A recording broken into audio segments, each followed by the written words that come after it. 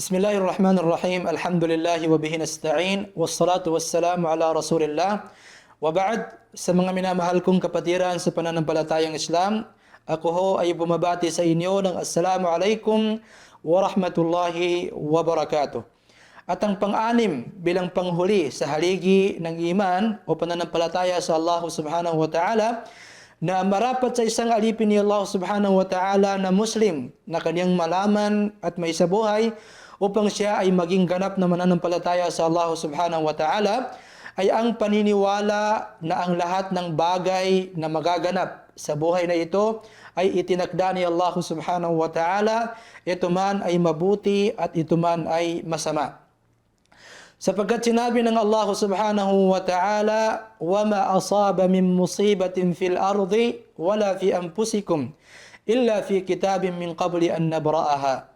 Katotohanan, walang anumang kaganapan o tatama sa kalupaang ito at tatama sa inyong mga sarili kaganapan, maliban lamang na ang lahat ng ito ay naitakda na namin bago pa man namin likhain ang kalupaan at ang bago pa man namin kayo likhain sa lupang ito. Ang lahat ng ito ay magaganap at ito ay naitakda at naitala sa talaan doon kay Allah subhanahu wa ta'ala.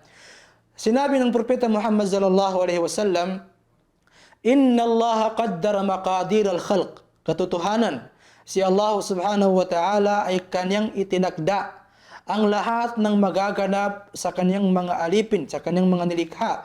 Qabla an yakhluqa as-samawati wal ard, bago pa man niya likhain ang kalangitan at kalupaan, bi 50 aman, sa bago pa man ito ng 50,000 taon, wa arshuhu 'ala al-ma, at ang kanyang arsh ay nasa itaas ng tubig.